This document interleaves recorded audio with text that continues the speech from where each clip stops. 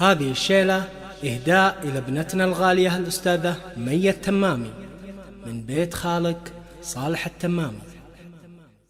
مبروك يا اللي فالك الطيب والخير، مية التمامي أم الكرم والخصال،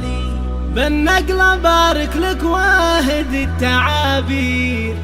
واليوم نفرح فيك مع كل غالي. مبروك يا اللي فالك الطيب والخير، مية التمامي أم الكرم والخصال،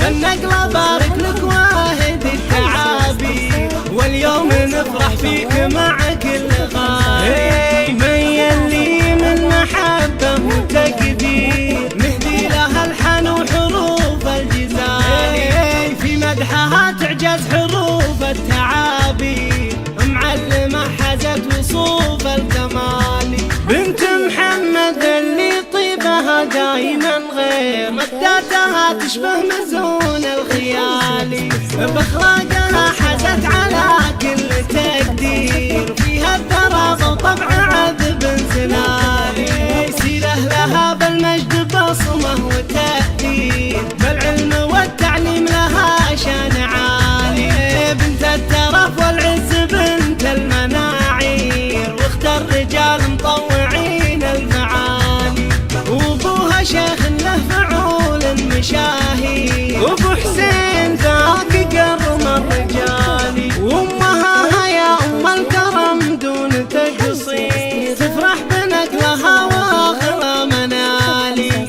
واخوانها سحول الرجال الاكابير، اهل المراجل والعلوم الجزائر، وخواتها الزينات احلى الغنادير، كل تبارك نقل اغلى الغوالي، والتمامي تفخر بك ولكل تقدير، قبيلة دايم بمثلك تباهي، والاهل والاحباب في فرحة غير، يدعو لها بالخير في كل حال، والختم يا مي جاتك التعابير، والمدح يزهى بك يا